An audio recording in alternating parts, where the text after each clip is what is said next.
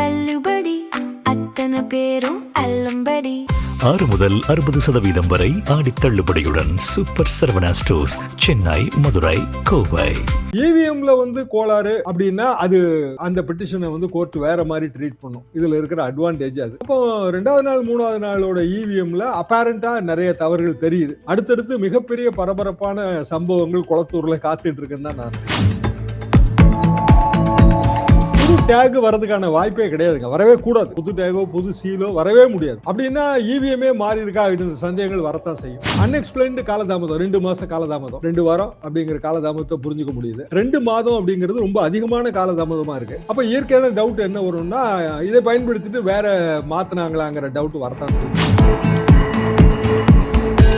EVM நல்லதா கெட்டதான்னா நான் EVM நல்லதுன்னு நினைக்கிறேன். ஆனா இவிஎம் ஹேண்டில் பண்றவங்க நல்லவங்களா கெட்டவங்களா அது நம்ம சர்டிபிகேட் கொடுக்க முடியாது. 2 கடையில பெரிய டிஃபரன்ஸ் இருக்கு. அப்ப இந்த ப்ராசஸ்ல அடுத்த வாரத்துல பெரிய அளவுக்கான சட்ட நடவடிக்கைகளை திமுக மேற்கொள்ளும். அது ரொம்ப அதிரடியாக இருக்கும் என்பதுதான் எதிர்பார்ப்பு.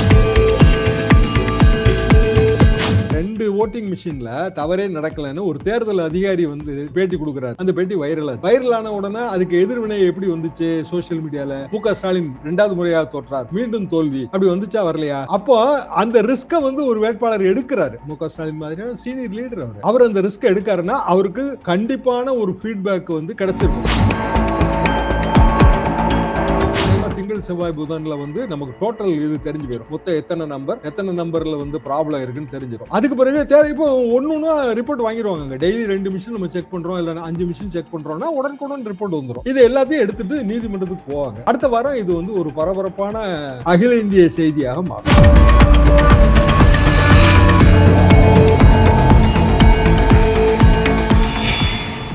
ஒப்பீனியன் தமிழ் பார்வையாளர் அனைவருக்கும் வணக்கம். இன்றைய நேர்காணலில் நம்மோடு இணைந்திருப்பவர் மூத்த பத்திரிகையாளர் திரு தராசுசாம் அவர்கள். சார் வணக்கம். வணக்கம் சார். குளத்தூர்ல இவிஎம்ஐ செக் பண்ண வேண்டும் என்று மே 7ஆம் தேதி அன்று திமுக ஒரு புகார் கொடுக்கிறாங்க தேர்தல் ஆணையத்துல.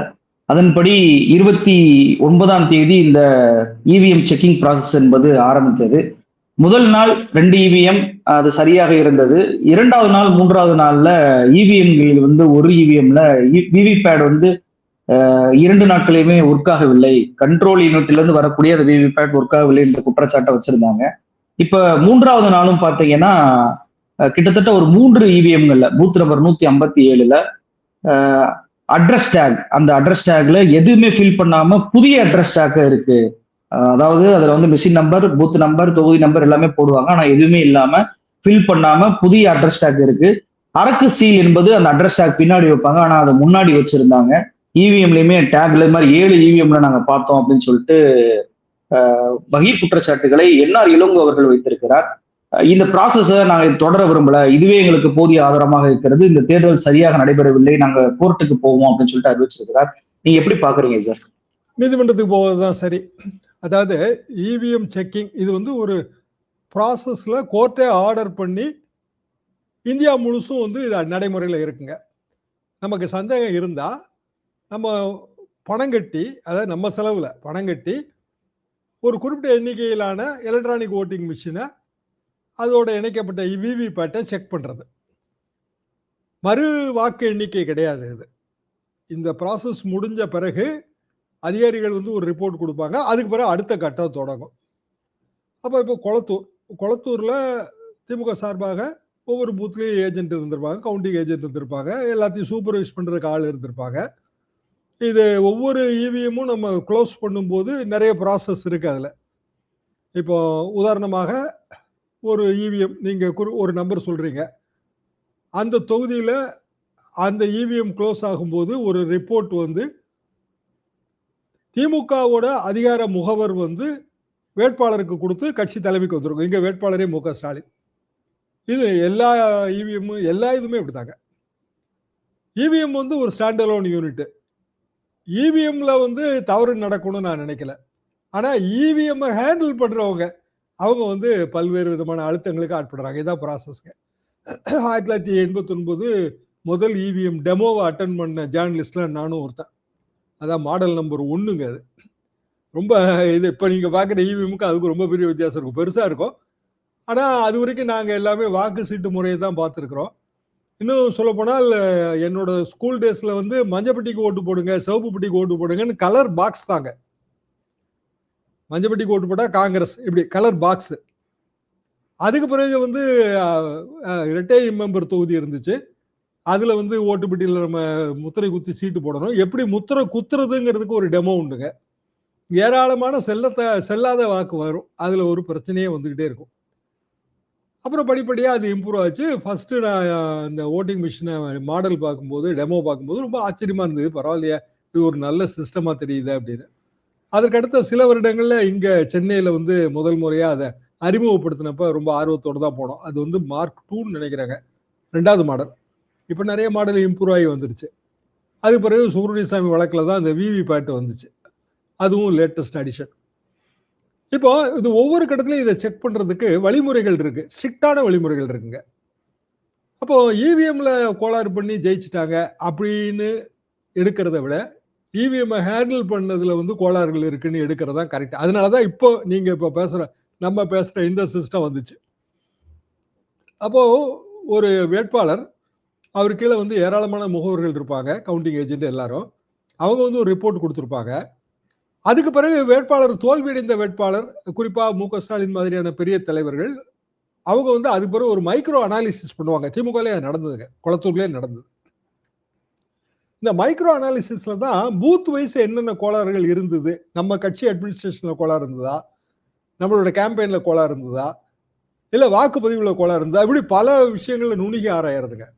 இதுல ஒரு குறிப்பிடத்தகுந்த பூத்துகள்ல எனக்கு அப்பவே சொன்னாங்க இது, அதாவது ப்ராபலி ஒரு 1.5 மாசத்துக்கு முன்னாடி. ஏன்னா மு.க. ஸ்டாலின் அவர்கள் தோல்வி வந்து ரொம்ப அதிர்ச்சியான தோல்வியா இருந்தது. அதை நம்மளால ஏற்றுக்கொள்ள முடியல, ஸ்டாலின் அவர்களாலும் ஏற்றுக்கொள்ள முடியல. மிகப்பெரிய அளவுக்கு வந்து ஒரு தொகுதியில வந்து பணியாற்றிய ஒருவர், முதல்வராக இருந்தபோது ஏராளமான முறை தொகுதி போயிருக்காருங்க. கலைஞர் பிறந்தநாள் கூட்டங்கள் நானே வந்து அங்க அட்டன் பண்ணியிருக்கேன். அப்ப எப்படி தோல்வி அடைஞ்சது? சரி, ஏத்து நின்ற வேட்பாளர், அவரும் பழைய திமுக, பெரிய அளவுக்கான நற்பெயர்லாம் ஒன்றும் கிடையாது, எப்படி வெற்றி பெற்றாருங்கிற சந்தேகம் இருந்தது. அப்புறம் அவங்க மைக்ரோ அனாலிசிஸ் பண்ணப்ப அதுல ஈடுபட்டு இருந்த சில நண்பர்கள் சொன்னாங்க, இதுல கோளாறு இருக்குங்க, இதுல சிக்கல் இருக்கு, இது அடுத்த கட்டமா நாங்க வந்து இவிஎம் செக்கிங் ப்ராசஸ் போறோம் நாங்க. அது பிறகு செய்திகளை பார்க்கும்போது அதுக்கு உரித்த பணத்தை கட்டி, அதாவது குறிப்பிடத்தகுந்த பூத்துகள்ல இந்த கோளாறு இருக்குங்க. ஒரு குறிப்பிட்ட நம்பர், இந்த நீங்க சொல்ற நம்பர் கூட அதுல வரலாம், எனக்கு நம்பர் வந்து சரியா தெரியாது, நம்பர் கூட வரலாம் அதுல. அப்போ முதல்ல என்ன இவிஎம் அதுல கோளாறு இல்லைன்னு ஒரு தேர்தல் அதிகாரி வந்து கோளாறுலாம் எதுவுமே இல்லைங்க அப்படின்னு நீங்க எல்லா சமூக ஊடகங்கள்லையும் பார்த்தீங்கன்னா மீண்டும் மறுவாக்கு எண்ணிக்கையில் ஸ்டாலின் தோல்வி அப்படி இப்படின்னு போட்டுருந்தாங்க. மறுவாக்கு எண்ணிக்கை இல்லை, அதை நம்ம புரிஞ்சுக்கிடணும். அப்புறம் கோர்ட்டுக்கு போகும்போது நம்ம எலெக்ஷன் பெட்டிஷன் தான் போட முடியும் தேர்தல் முடிஞ்ச பிறகு. அது வந்து குறிப்பிட்ட காலகட்டம் எடுக்கும், ரொம்ப டிலே ஆகும். இவிஎம்ல வந்து கோளாறு அப்படின்னா அது அந்த பெட்டிஷனை வந்து கோர்ட் வேற மாதிரி ட்ரீட் பண்ணும். இதுல இருக்கிற அட்வான்டேஜ் அது. அப்போ 2வது நாள் 3வது நாளோட இவிஎம்ல அப்பேரண்டா நிறைய தவறுகள் தெரியுது. ஏன்னா என்ஆர் இளங்கோ சொல்லும்போது அதை நம்ம அப்படிதான் ஏத்துக்க முடியும். 2வது பதிவு இருக்கும், அதுக்கு அது எண்ணும் போது இவிஎம் செக் பண்ணும்போது பதிவுகள் இருக்கும். அப்போ அந்த பதிவுகளின்படி இன்னென்ன நம்பர்ல இவிஎம்னா மொத்தம் எண்ணிக்கை இவ்வளவு, அதுல இவ்வளவு சதவீதத்துல இப்பவுமே கோளாறு இருக்கு அப்படின்னா ஃபர்தரா வந்து நம்ம இவிஎம் செக்கிங் ப்ராசஸ் போக வேண்டியது இல்லை.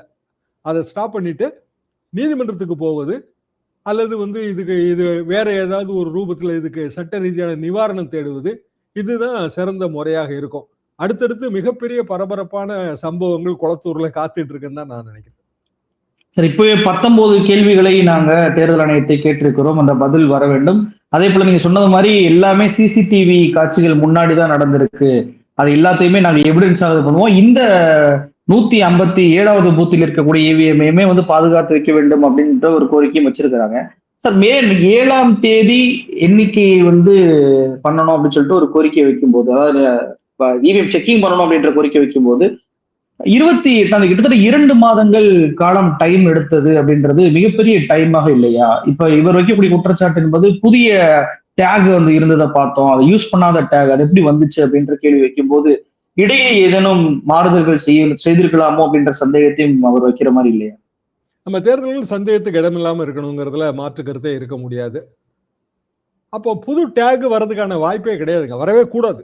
என்ன காரணம்னா, நம்ம அந்த டேக் நம்பர் எல்லாத்தையும் போட்டு நம்மளோட ஏஜென்ட் வந்து அதுக்கு தரவுகள் வச்சிருப்பாரு, கேண்டிடேட்டுக்கிட்டையும் கொடுத்துருப்பாரு. அப்படிங்கும்போது புது டேக் வரவே முடியாது. புது டேகோ புது சீலோ வரவே முடியாது. கடைசி நம்பரை வர நோட் பண்ணியிருப்பாங்க. பெரிய ப்ராசஸ்ங்க அது. அப்படின்னா இவிஎம்ஏ மாறி இருக்கா அப்படின்ற சந்தேகங்கள் வரத்தான் செய்யும். இதுல இயல்பாக நம்ம பார்க்க வேண்டிய விஷயங்கள்ங்கிறது 2-3 விஷயங்கள் பார்க்கணுங்க. ஒவ்வொரு தொகுதியிலையும் பெரிய வேட்பாளர்கள் நிற்கும்போது தொகுதி பாதுகாப்பானதான்னு முதலே பார்ப்பாங்க. ஏன்னா அவங்க எல்லா தொகுதிகளுக்கும் பிரச்சாரத்துக்கு போக வேண்டியது வரும். சொந்த தொகுதியில பெரிய கவனம் செலுத்துறதுங்கிறது கடினம். அதுக்கு ஒரு ரொம்ப நம்பிக்கையான ஒருத்தரை சீஃப் எலெக்ஷன் ஏஜென்டா போடுவாங்க. விடுதலை என்னன்னு நினைக்கிறேன். நான் குளத்தூர்ல சீஃப் எலெக்ஷன் ஏஜென்டா இருந்து விடுதலை என்னங்கிறது என்னோட ஞாபகம். தவற கூட இருக்கலாம். அவரும் நுணுகி அதை பார்த்துருப்பாரு. அப்போ ஃபர்ஸ்ட் ஓட்டு கவுண்டிங்க்கு முன்னாடி இவிஎம் கொண்டு கவுண்டிங் கோஹெட் கொடுத்த பிறகுதான் கவுண்டிங் நம்ம ஸ்டார்ட் பண்றோம். ரிசல்ட்டுங்கிற பட்டன் அழுத்துறோம், ரிசல்ட் வரும். அப்ப எல்லாம் சரியா இருந்துதாங்கிறது ஒரு பெரிய கேள்வியா இருக்கும். அதாவது கவுண்டிங் நம்ம கவுண்டிங் ஏஜென்ட் டேக் எல்லாம் செக் பண்ணணும்ல. அப்ப கவுண்டிங் ஓகேன்னு சொல்லியிருந்தாங்கன்னா அப்ப டேக் சரியா இருந்ததுன்னு ஆயிருது. அப்போ அன்எக்ஸ்பிளைன்டு காலதாமதம், 2 மாசம் காலதாமதம்.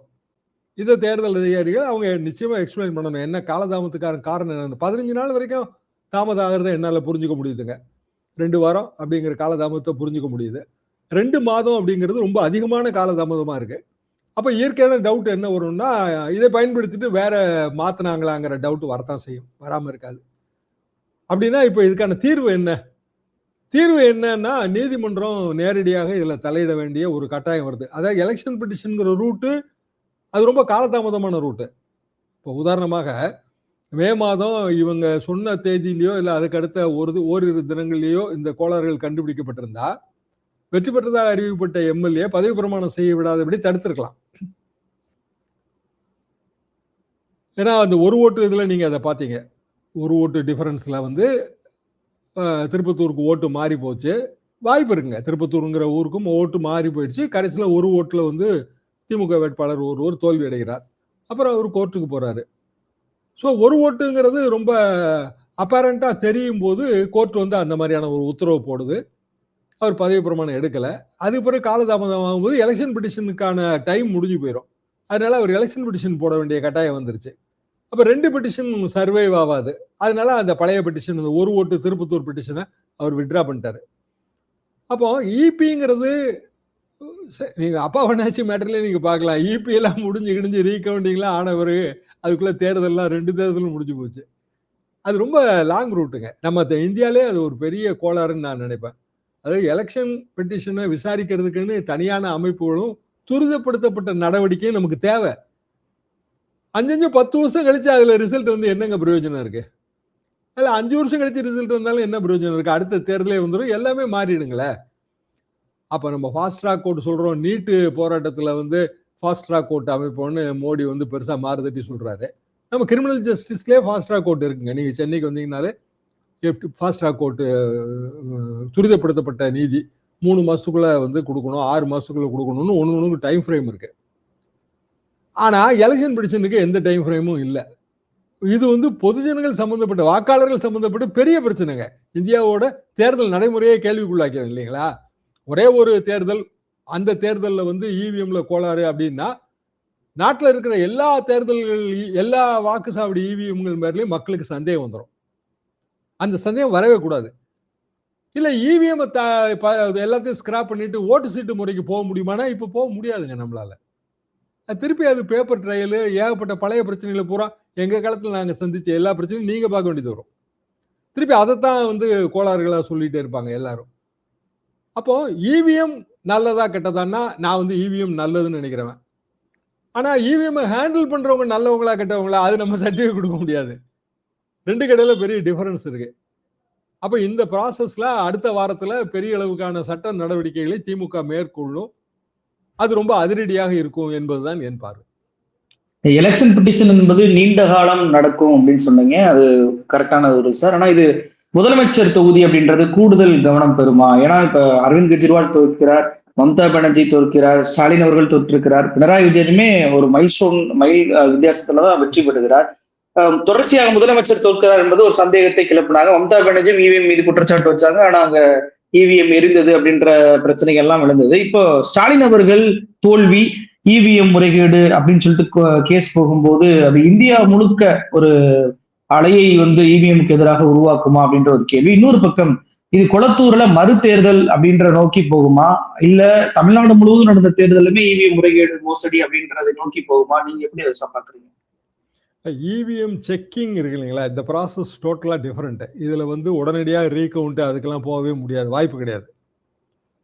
ஏன்னா ப்ராசஸில் வந்து இவிஎம்மோட சீல், இவிஎம்மோட நம்பர், அப்புறம் விவிபேட்டோட நிலைமை, ரெண்டுக்கு இடையிலான தொடர்பு, இவ்வளவுதான். டெக்னிக்கலாக தான் அதை வந்து எக்ஸ்பிளைன் பண்ணுவாங்க, டெக்னிக்கலாக தான் சரி பார்ப்பாங்க. வேட்பாளர்களுடைய முகவர்கள் இருப்பாங்க, மிஷின் எந்த சப்ளையர் வந்து கொடுத்தாங்களோ அவங்களும் இருப்பாங்க. இல்ல ரீகவுண்டிங் அப்படின்னா ஓட்ட மறு எண்ணிக்கை, மறு தேர்தல். இதுக்கு வந்து இந்த இந்த இந்த சிஸ்டத்துல அதுக்கான பவர்ஸ் கிடையாதுங்க. இதுக்கு நம்ம பணம் கட்டி தான் நம்ம செய்யறோம். இப்போ எல்லா வேட்பாளர்களும் பணம் கட்டி திருப்பி இவிஎம் சைடுக்குள்ள போனது இல்லை. இப்ப நம்ம ரொம்ப பெரிய பரபரப்பா பாக்குறது இப்ப இது ஒண்ணுதான், குளத்தூர் ஒண்ணுதான் நம்ம பாக்குறோம். என்டையர் 234 தொகுதியில நடந்த தேர்தலையும். இப்ப இது இந்த ப்ராசஸ்ல ஏற்படுற கோளாறு இருக்கு இல்லைங்களா, கவுண்டிங் டே அன்னைக்கு நம்ம எல்லாருமே செக் பண்ணிருப்போம்ல இயல்பாவே. எந்த கேண்டிடேட்டும், சுயேட்சை கேண்டிடேட் கூட கவுண்டிங் ஏஜென்ட் போடலாம்ல. மிஷின் ஒன்று தானே, மிஷினும் விவிபேட்டும் ஒன்று தானே, இவிஎம்மும் விவிபேட்டும் ஒன்று தான். அப்போ கவுண்டிங் டேபிள்ல அதை எடுத்து வச்சு ரிசல்ட் பட்டன் அழுத்தலாமா வேண்டாமான்னு கவுண்டிங் ஆஃபீஸர் கேட்பார் இல்லையா. அதுக்கு முன்னாடி எல்லாத்தையும் இந்த நம்ம எல்லாம் செக் பாயிண்ட் வச்சிருப்போங்க கையில, எது செக் பண்ணணும்னு. அதெல்லாம் வந்து ரொம்ப சிஸ்டமேட்டிக்கா இருக்குங்க. ஒவ்வொரு கட்சியுமே கவுண்டிங் ஏஜென்ட்டுக்கு பயிற்சி கொடுத்துருக்கு. அவங்க ஓகே பண்ணாம யாருமே கவுண்டிங் ரிசல்ட் பட்டன் அழுத்த முடியாது. அப்போ ஓகே கொடுத்து தானே ரிசல்ட் வந்திருக்கு. அதுக்கு பிறகு இப்போ நம்ம வந்து சந்தேகப்பட்டு இவிஎம் செக் பண்ணணும்னு பார்க்கும்போது நிறைய கோளாறு தெரியுது இல்லையா. ரெண்டு கடையில் உள்ள டிஃபரன்ஸ் யோசிச்சு பாருங்க. அப்படின்னா நடுவில் இடைப்பட்ட காலம் இந்த 2 மாசம் இடைவெளி. குறிப்பிட்ட எண்ணிக்கையிலான ஓட்டிங் மிஷினை மட்டும்தாங்க இப்ப நம்ம பார்ப்போம். கொளத்தூர் தொகுதியில பயன்படுத்தப்பட்ட எல்லா இவிஎம்மையும் செக் பண்ண மாட்டாங்க. நம்மளும் அதுக்கு தான் பணம் கட்டியிருப்போம். இந்த நம்பரை செக் பண்ணுங்கன்னு பணம் கட்டியிருப்போம். இதுக்கு ஒரு ஃபீட்பேக் வந்து ஸ்டாலின் கிடைச்சிருக்கும். அதாவது இந்த பூத்துகளில் கோளாறுகள் இருந்திருக்கலாம். ஏன்னா அவங்க எல்லாருமே வந்துங்க திருப்பி ஓட்டிங் முடிஞ்ச உடனே அவங்களே வந்து இன்ஃபார்மலா கவுண்டிங் மாதிரி பண்ணிடுறாங்க. இதுல நமக்கு எவ்வளவு ஓட்டு விழுந்திருக்கு. இப்போ திமுக 500 ஓட்டு வரக்கூடிய ஒரு பூத்து 500 ஓட்டு பதிவாச்சா, யாரு, எல்லாரும் எல்லா கட்சியும், அதிமுக எல்லா கட்சியும் அதை பண்ணுதுங்க. அப்போ பண்ணும்போது 500 ஓட்டு நமக்கு விழுந்திருக்கணுங்க, ஒரு 50 ஓட்டு குறைஞ்சு போச்சு, அதுக்கு இன்னும் காரணங்கள் அப்படின்னு ஒரு ஃபீட்பேக் கிடைக்கும். பெரிய ப்ராசஸ்ங்க இது. 500 ஓட்டு விழுந்துருச்சுங்க, நம்ம ஓட்டு எல்லாம் விழுந்துருச்சு அப்படின்னு தான் இவங்க வந்து கால்குலேட் பண்ணிருப்பாங்க. சரி, நம்ம வாக்குப்பதிவுக்கும் கவுண்டிங்க்கு இடையில ஒரு நாள் இருக்குங்க. ஒரு அரசியல்வாதி வந்து அத்தனை நாளும் வயிற்றுல நெருப்பை கட்டிட்டு இருக்க முடியாது. அப்ப இயல்பாவே நம்ம ஜெயிச்சிடணும், இல்ல ஜெயிச்சிருவோம், ஜெயிக்க வேண்டிய இது வந்துருச்சு அப்படி அவனுக்கு ஒரு கணக்கு வரணுங்க, யாரா இருந்தாலும்.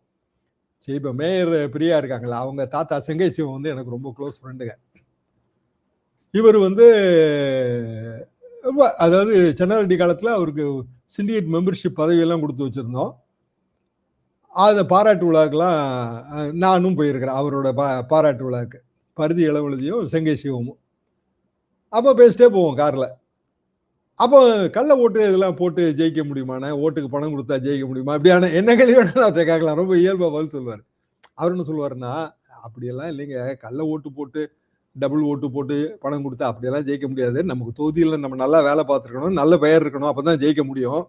அப்ப எதுக்கு நீங்க பணம் கொடுக்குறீங்க, ஏன் கள்ள ஓட்டு போட்டதா சொல்றாங்க? இந்த கேள்விக்கான பதில் என்னன்னா, கவுண்டிங் ஓட்டு பதிவுக்கும் கவுண்டிங் இடையில ரொம்ப நாள் இருக்குங்க. அவ்வளவு நாள் நம்ம வயிற்றுல நெருப்பு கட்டிட்டு இருக்க முடியாது. அவரே சொல்றாரு, வயிற்றுல நெருப்பு கட்டிட்டு இருக்க முடியாது. அப்புறம் நம்ம கீழே நம்மளுக்காக வேலை பார்த்தவனே வந்து தினம் காலையில வீட்டுக்கு வந்து, நான் சொன்னா நீங்க கேட்கலன்னா ரூபாய்க்கு பார்த்துட்டீங்க, அப்போ வந்து பாருங்க இப்ப நமக்கு அங்க ஓட்டு குறைஞ்சு போச்சு, 50 ஓட்டு எங்க வார்டில் விழுந்திருக்கணும், 35 ஓட்டு தான் வந்துச்சு அப்படின்னு நம்மகிட்டையும் சொல்லிட்டு, நம்ம வீட்டம்மாட்டையும் அண்ணி பாத்தீங்களா, அண்ணன் இப்படி பணத்துக்கு பயந்துக்கிட்டு விட்டுட்டாரு, இப்ப ரிசல்ட் வந்தா தான் நமக்கு தெரியும், இப்படியே பீதியை கிளப்பிட்டே இருப்பாங்க. இந்த தொல்லையை அவாய்ட் பண்றதுக்காகவே இதுக்கு ஒரு குறிப்பிட்ட தொகையை செலவு பண்ணிடுறது, இதனால எல்லாம் எந்த ரிசல்ட் வருது இப்படி சொன்னாரு. எனக்கு ரொம்ப ஆச்சரியமா இருந்தது. ரொம்ப பிராக்டிக்கலா அந்த அனுபவத்தை, அதாவது ஒரு 30 வருஷத்துக்கு முந்தி நடந்த கதைன்னு வச்சுங்களேன். பிராக்டிக்கலா அந்த அனுபவத்தை நம்ம கேட்டோம்டான்னு நினைச்சேன். எந்த ஒரு அரசியல்வாதியும் ஓட்டு பதிவுக்கும் கவுண்டிங் இடையில இருக்கிற காலகட்டம் தூக்கமே வராத காலகட்டம். எவ்வளவுதான் வெற்றி பெற்றுருவோம்னு நினைச்சாலும். நீங்க பாத்தீங்கன்னா பலருக்கும் ஃபோன் பண்ணி என்ன எப்படி இருந்துச்சு, ரிசல்ட் எப்படி வரப்போகுது இப்படி கேட்டுட்டே இருப்பாங்க. முக ஸ்டாலின் என்கிட்ட கூட கேட்டாரு, என்னங்க எப்படி இருக்கு, ரிசல்ட் எப்படி போகுதுன்னு. நான் 150க்கு குறையாதுங்க அப்படின்னு தான் நான் சொன்னேன் அவர்கிட்ட. நம்ம கணக்கு நம்ம தரவுகளின் அடிப்படையில். ஆனா கணக்கு வந்து தவறாயிடுச்சு. ஏன்னா அது வந்து நீங்க தேர்தல்ல நின்று தேர்தல் அரசியல் இருந்தா தான் அந்த பதவியப்ப நம்ம புரிஞ்சுக்க முடியுங்க. அப்போ கணக்கு இருக்கு. அதுக்கு பிறகு வந்து நம்மளும் தொகுதியில வந்து எவ்வளவு பேர் ஓட்டு போட்டாங்கன்னு சர்வே எடுத்திருக்கோம். ஆனா எப்படி நமக்கு தோல்வி வந்ததுன்னு ஒருவருக்கு வந்து ஒரு பெரிய அளவுக்கான ஒரு அதிர்ச்சி ஏற்படும். அந்த அதிர்ச்சி ஏற்படும் போது ஓட்டிங் மிஷின்ல இருக்கிற பிரச்சனைகள் அப்படிங்கிற ஃபீட்பேக் அவருக்கு வந்திருக்கும். அது இல்லாம பணம் கட்ட மாட்டாங்க. சரி, வேற மாதிரி யோசிச்சு பாருங்க. பணம் கட்டியாச்சு, எல்லா ஓட்டிங் மிஷினையும் கொண்டு வந்துட்டாங்க, எந்த தப்புமே நடக்கல அப்படின்னா யாருக்கு வந்து அவப்பெயர் ஏற்படும்? 2 ஓட்டிங் மிஷின்ல தவறே நடக்கலன்னு ஒரு தேர்தல் அதிகாரி வந்து அந்த சம்பந்தப்பட்ட அதிகாரி வந்து ஒரு பேட்டி கொடுக்குறாரு. அந்த பேட்டி வைரல் ஆச்சு. வைரல் ஆன உடனே அதுக்கு எதிர்வினை எப்படி வந்துச்சு சோசியல் மீடியால? முக ஸ்டாலின் 2வது முறையாக தோற்றார், மீண்டும் தோல்வி, அப்படி வந்துச்சா வரலையா? வரும். ஏன்னா இன்னைக்கு சோசியல் மீடியா ஆக்டிவா இருக்குங்க. எல்லா கட்சியும் அதுல வந்து ஹேண்டில் வச்சிருக்காங்க. எல்லா கட்சியும் வந்து பெரிய வார் ரூம்ஸ் வச்சிருக்காங்க. தேர்தலுக்கு முன்னாடி தொடங்கின வார் ரூம்லாம் இன்னும் மூடவே இல்லைங்க. அது தொடர்ந்துகிட்டே இருக்கு ஆக்சுவலா. அப்போ அந்த ரிஸ்கை வந்து ஒரு வேட்பாளர் எடுக்கிறாரு. முக ஸ்டாலின் மாதிரியான சீனியர் லீடர், அவரு முன்னாள் முதலமைச்சர், திமுகவோட தலைவர். அவர் அந்த ரிஸ்க் எடுக்காருன்னா அவருக்கு கண்டிப்பான ஒரு ஃபீட்பேக் வந்து கிடைச்சிருக்கும். நிறைய ஓட்டிங் மிஷின்ல டேக் இல்ல, நீங்க இப்போ ஆரம்பத்தில் நம்ம என்ஆர் இளங்கோ அவர்கள் சொன்ன கோளாறுகள்லாம் இருக்கு. அதுக்கு பிறகுதான் அவங்க வந்து அந்த ப்ராசஸ்க்கு போயிருப்பாங்க. பணம் கட்டி அந்த ப்ராசஸ் போயிருப்பாங்க. போகும்போது இப்ப நமக்கு வந்து இன்னைக்கு சனிக்கிழமை, அநேகமா திங்கள் செவ்வாய் புதன்ல வந்து நமக்கு டோட்டல் இது தெரிஞ்சு போயிடும். மொத்தம் எத்தனை நம்பர்ல வந்து ப்ராப்ளம் இருக்குன்னு தெரிஞ்சிடும். அதுக்கு பிறகு இப்போ ஒன்னொன்னா ரிப்போர்ட் வாங்கிடுவாங்க. டெய்லி 2 மிஷின் நம்ம செக் பண்றோம், இல்லைன்னா 5 மிஷின் செக் பண்றோம்னா உடனுக்குடன் ரிப்போர்ட் வந்துடும். இது எல்லாத்தையும் எடுத்துட்டு நீதிமன்றத்துக்கு போவாங்க. அடுத்த வாரம் இது வந்து ஒரு பரபரப்பான அகில இந்திய செய்தியாக மாறும். சார், இப்ப 5 நிமிடம் பேசியதற்கே குளத்தூர்ல கொத்து பரோட்டா போட்டாங்க அப்படின்னு சொல்லிட்டு விஜய் தொடர்ச்சியாக எல்லா மீட்டிங்லயும் பேசிட்டு வர்றார். சட்டமன்றத்திலையும் அதுதான் அவர் பயன்படுத்தினாரு. இப்ப இவிஎம் பிரச்சனை என்பது திமுகவினர் என்ஆர் இளங்கோ அவர்கள் ஆதாரப்பூர்வமாக கோர்ட்டுக்கு நாங்க போறோம் அப்படின்னு சொல்லியிருக்கும் போது, ஒருவேளை குளத்தூர்ல மறுதேர்தல் அப்படின்ற நிலைமை வந்தால் மீண்டும் விஜய் அவர்கள் 5 நிமிடம் மட்டும் பேசி ஸ்டாலின் அவர்களை வீழ்த்துவாரா, இல்ல யார் வெல்லுவார் அப்படின்னு சொல்லிட்டு நீங்க பார்க்கறீங்க? மீண்டும் ஒரு வேளை தேர்தல். முதலமைச்சர் விஜய் பேசுறத நான் ஒரு பொருட்டாவே நினைக்கலைங்க. அப்படின்னா இவரு எவ்வளவு நேரம் பேசின தொகுதிகள் எல்லாம் ஏன் தாவேகா தோத்து போச்சு? சரி, அடிப்படையில எல்லாமே விஜயோட இன்ஃபுளுயன்ஸ் அப்படின்னு நான் நினைக்கல. என்னோட கணக்கு 12% ஓட்டு வாங்குவாருந்தாங்க. அது வேணா 15% இருந்திருக்கலாம், இல்ல 18% இருந்திருக்கலாம். இன்னைக்கு காலையில கூட நான் உயர் அதிகாரிகள் என்னோட பழைய நண்பர்கள்ட்ட பேசியிருந்தேன். அவங்க என்ன சொன்னாங்கன்னா, ஏங்க ஜெயிச்சது 107, 108ன்னு வச்சுக்கோங்க. அது ஒரு 55 பேர் 60 பேர் வந்து திமுகல இருந்து போனவங்க. அவங்க எல்லாருமே அந்தந்த தொகுதிகளில் ஏற்கனவே வந்து ஒண்ணு வெற்றி பெற்று எம்எல்ஏக்களா இருந்திருக்காங்க, இல்ல அமைச்சர்களா இருந்திருக்காங்க. இப்ப கூபகிருஷ்ணன்னா அமைச்சரா இருந்திருக்காரு, வெற்றி பெற்று. அவங்களுக்கு வந்து தேர்தல் நடைமுறை ஓல்டு நடைமுறை தான். அதாவது ஜாதி, பணபலம், ஆளு, அம்பு எல்லாம் சேர்ந்தது தாங்க. அப்போ எல்லாமே விஜயோட இன்ஃபுளுன்ஸ்னு எடுத்துக்குவீங்களா, இல்ல இந்த 55 பேர் 60 பேருக்கு எந்த இன்ஃபுளுன்ஸும் இல்லைன்னு எடுத்துக்கிடுவீங்களா? விஜயகாந்துக்கு விஜய்க்குமான டிஃபரன்ஸ் அந்த அதிகாரி நண்பர் சொன்னதாங்க. விஜயகாந்த் 2006லயும் 2009லயும் மாற்று கட்சியில இருந்து வந்தவங்களுக்கு பெரும்பாலும் சீட்டு கொடுக்கலங்க. பண்ருட்டியார் மாதிரி ஒரு சிலர் தாங்க விதிவிலக்கு. இங்க அப்படி இல்ல.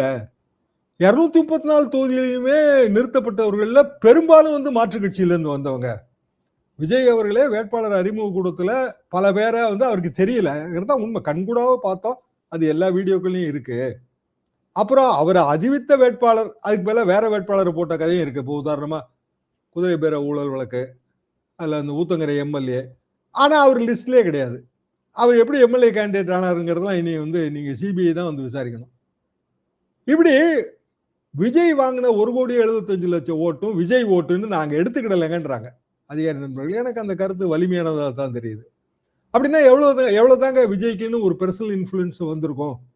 விஜயகாந்தை விட வந்து அதிகமா இருக்குங்க, அவ்வளவுதான். அதாவது திமுக அதிமுக வேண்டான்னு ரொட்டீனா நினைக்கிறவங்க 10% வராங்க, 12% வராங்க. சுயேட்சைகளுக்கு ஓட்டு போடுறவங்க ஒரு 2% வராங்க. ஸோ எப்போ நீங்க தேர்தல் நடத்தினாலும் 2 திராவிட கட்சியில எஸ்டாப்ளிஷ்டு பார்ட்டி வேண்டான்னு நினைக்கிறவங்க 15% வராங்க. இந்த 15% வந்து திரண்டிருப்பாங்க விஜய்க்கு ஆதரவு. ஏன்னா விஜய்க்கு வந்து அந்த சினிமா பாப்புலாரிட்டி இருக்கு. சொந்த செல்வாக்குல வந்து ஒரு 4-5% வந்திருக்கலாம். உங்க என் கணக்கு 12%ன்னு சொன்னேன். 12%ங்கிறது வேணா 18ஆவோ 20ஆவோ இருக்கலாமே தவிர அது வந்து இந்த 2 கட்சிகளையும் தோற்கடிக்கக்கூடிய அளவுக்கான செல்வாக்குன்னு நாங்க எடுத்துக்கிடலைங்கன்றாங்க. அப்ப மறுதேர்தல் எங்க நடந்தாலும் இதே நிலைமை தான். இடைத்தேர்தல் இப்போ வந்து ஆகஸ்ட் மாசம் 24ஆம் தேதி தான் அடுத்த வாய்தா. 24ஓ 23ஓ இன்னமும் வாய்தா போடும் ஹைகோர்ட். ஸோ இப்போதைக்கு இடைத்தேர்தல் வரல. அப்ப விஜய் பிரச்சாரம் பண்ணா ஜெயிச்சிருவோன்னு நம்பி தானே விஜயபாஸ்கர் இவங்க எல்லாம் வந்து ராஜினாமா பண்ணாங்க.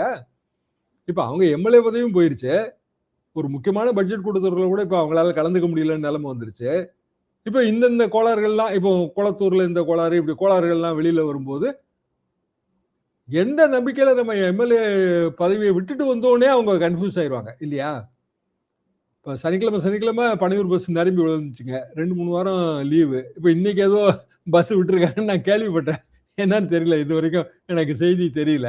ஆனா எம்எல்ஏக்கள் ராஜினாமா இதெல்லாம் வந்து ரொம்ப அது ஒன்றும் நடக்கிற மாதிரி தெரியல. ஓபிஎஸ் ராஜினாமா பண்ணிட்டு சேர போறாருன்னாங்க. அவர் தெளிவா சொல்றாரு அப்படியெல்லாம் இல்லைங்க. மகன் வந்து கேட்டா அவனுக்கு கிடைக்கல, அவனுக்கு வருத்தம் அப்படின்னு அவர் தெளிவா முடிச்சிட்டாரு. அப்போ இடைத்தேர்தல்கள் வந்து அவங்க ராஜினாமா செஞ்சு விஜய் செல்வாக்குல வந்து வெற்றி பெற்றலாம் அப்படிங்கிற எண்ணம் வந்து தகர்ந்திருக்கு. இப்போ அந்த எண்ணம் கடைநூறு எம்எல்ஏ மதிமுகவை சேர்ந்த திமுக சார்பாக உதயசூரியல நின்று வெற்றி பெற்ற எம்எல்ஏக்கு அப்பமே இல்லை. நல்லா யோசிச்சு பாருங்க. இந்த பிரச்சனைகள்லாம் வர்றதுக்கு முன்னாடியே சீர்காழி எம்எல்ஏவுக்கும் கடைநல்லூர் எம்எல்ஏவும் ரிசைன் பண்ண மாட்டோன்ட்டாங்க. கடைநல்லூர் எம்எல்ஏ ஓப்பனாவே சொன்னாரு, மீண்டும் ஜெயிப்போன்னு எனக்கு நம்பிக்கை இல்லைங்கன்னாரு. வைகோ ஓப்பனாவே சொன்னாரு, விஜயே என்கிட்ட ப்ராமிஸ் பண்ணியிருக்காரு, அவங்கள ராஜினாமா பண்ண சொல்லுங்க, நான் வந்து பிரச்சாரம் பண்ணி ஜெயிக்க வைக்கிறேன்னு அவர் தான் ஓப்பனா சொன்னாரு. இதெல்லாம் பொது வெளியில நடந்த விஷயங்கள் தானே. அப்போ விஜயை நம்பி தேர்தலுக்கு வந்தா தேர்தலில் நின்னா வெற்றி பெற்றலாம் அப்படிங்கிற நம்பிக்கை இப்ப நிச்சயமா தகர்ந்திருக்குங்க. அது போக பல்வேறு பிரச்சனைகள், காவிரி பிரச்சனையில இருந்து வரிசையா ஃபெயிலியர்ஸ், கவர்மெண்டோட ஃபெயிலியர்ஸ். தினத்தந்தி வந்துங்க ஓரளவுக்கு கவர்மெண்ட் சார்பா எழுதுற பத்திரிகை தான். இன்னைக்கு ஒரு பெரிய அளவுக்கு அவங்க ஒரு செய்தி போட்டிருக்காங்க, மின்சார கட்டணத்துல உள்ள குளறுபாடுகளை பத்தி. 15,000 ரூபா வந்திருக்குங்க ஒருத்தருக்கு பில்லு. மாச சம்பளமே 30,000 சொச்சம் தான். எப்படி வந்ததுன்னே தெரியல. அதிகாரிகள்கிட்ட போய் சொன்னா அவங்க என்ன சொல்றாங்கன்னா, நீங்க கெட்டிட்டு அப்ஜெக்ஷன் மனு போடுங்க, அடுத்ததுல அட்ஜஸ்ட் பண்ணிடுவோம்னு. அவங்க 15,000 ரூபா கட்டுறதுக்கு அவங்க எங்க போவாங்க? 5,000 ரூபா கட்டுறதுக்கு எங்க போவாங்க? 500 ரூபா கட்டினவங்க 1000 ரூபா கட்டினவங்க 5,000 ரூபா பில் வந்துச்சுன்னா 5,000 கட்டிட்டு தான் நீங்க வந்து அடுத்த கட்டத்துக்கு போக முடியும். எவ்வளவு பெரிய கொடுமை அது. அப்ப என்ன காரணம்? யாருக்குமே தெரியல என்ன காரணம்னு. கணக்கிடுவதில் தவறு அப்படின்றாங்க. முதல்ல மின்சார பிரச்சனை இருந்தது, ஃபியூஸ் கேரியரை பிடிக்கிட்டு போனாங்கன்னு தானே முதல்ல சொன்னாங்க. இப்போ பில்லுல தவறு, கணக்கிடுவதில் தவறுன்றாங்க. நீங்க ஊருக்கு வந்து பாருங்க, கரண்டோட டோட்டலா அந்த வோல்டேஜே குறைஞ்சு போச்சுங்க. டிம்மா லைட்டும் ஃபேனு கம்மியா சுத்துதுங்க. எங்க பக்கம் பேராவூரணி பக்கம் எல்லாம் பாத்தீங்கன்னா வடபஜ்ஜியே போட முடியலங்கன்றாங்க ஹோட்டல்ல. என்னங்க காரணம்னு கேட்டா, இல்லைங்க கிரைண்டர் சுத்த மாட்டேங்குது, பெரும்பாலும் வந்து அதை நாங்க குறைச்சிட்டோம். அதாவது அப்போ வார் நடந்தப்ப கேஸ் இல்லைன்னு வடபஜ்ஜி நிறுத்தினாங்க, இப்ப கரண்ட் இல்லைன்னு நிறுத்துறாங்க. காவிரியில தண்ணி கரண்ட் ரெண்டையும் முடிச்சு போட்டு பாருங்க, கரண்ட் பிரச்சனையை நம்ம வந்து சமாளிச்சிருக்கலாமே. நமக்கு மின்சார பற்றாக்குறைனே வச்சுக்கிடுவோம். அப்படின்னா என்ன செய்வாங்க? ஷெட்யூல்டு பவர் கட் கொண்டு வரணும்ல. நீங்க பவர் கட் கொண்டு வரதுக்கு ஏன் தயங்குறீங்க? சரி, 24 மணி நேரம் மும்முனை மின்சாரம் கிடையாது. அப்போ இந்த நேரத்துல இருந்து இந்த நேரம் வரைக்கும் மும்முனை மின்சாரம் கிடையாதுன்னு நீங்க சொல்லிட்டீங்கன்னா அதுக்கேற்றவாறு நம்ம பிளான் பண்ணிக்கலாம். இப்போ வந்து அடர்த்தி குறைவான கரண்டை நீங்க விடும்போது என்ன ஆகுதுன்னா, நீர்மூழ்கி மின்சார மோட்டார் எல்லாம் அடி வாங்குது. சபர்சிபிள் மோட்டார் பெரும்பாலும் வந்துங்க எங்க ஊர்களில் தண்ணிக்குள்ள மூழ்கி இருக்க வேண்டிய மோட்டார் இப்ப தரையில கிடக்கு, அடி வாங்கி காயில் போய் தரையில கிடக்கு. செலவு யாரு பண்றது? ஆனா இதெல்லாம் அமைச்சர் வந்து வாட்ஸ்அப் வதந்தின்றாரு சார். அதாவது மின் வெட்டுன்றது வாட்ஸ்அப் வதந்தி, மின் கட்டண உயர்வும் வாட்ஸ்அப் வதந்தி, ஸ்டாலின் வதந்தியை பரப்புகிறார். நேத்து தாங்க காயிலுக்கு செலவுக்கெல்லாம் பணம் அனுப்பிட்டு இருக்கோம். ரொம்ப கஷ்டங்க. நீங்க வேற. சரி, மணார்குடி பக்கத்தில் ஒரு ஊருங்க. அங்கே என் கிளாஸ்மேட் அக்ரிகல்ச்சர் காலேஜ் மதுரை. அவன் வந்து விவசாயம் வச்சு ஒரு 5 ஏக்கர் நிலம் வச்சு ஜூன் மாதம் போர் இருந்தது. போரு தண்ணி எல்லாம் இருந்துச்சு. அது கரண்ட் நல்லா வந்துட்டு இருந்தது. ஜூன்ல எல்லாம் இவ்வளோ பெரிய ப்ராப்ளம் இல்லை. குறுவைங்கிறது நீங்க சீசன் நினைக்காதீங்க. குறுவைங்கிறது குறுகிய கால பயிர். அதாவது 90 நாள்ல இருந்து 100 நாளுக்குள்ள வந்தா குறுவைன்னு வச்சுக்க வேண்டியதான். எப்போ வேணாலும் போடலாம். தண்ணி இருந்தா தண்ணி நமக்கு கான்ஃபிடென்ட்டா இருந்தா போட்டுடலாம். அவன் தண்ணி கான்ஃபிடென்ட்டா இருந்து போட்டாச்சு, அறுத்தாச்சு. அறுத்து போட்டோ எல்லாம் அனுப்பி விட்டான். 1000 ருபீஸோ 1200 ருபீஸோ பெர் பேக் வித்தாச்சு. இப்போ டோட்டலா டிமாண்ட் ஏறி 2000 சொச்சு ரூபாய்க்கு கொள்முதல் விலைங்க நெல்லு.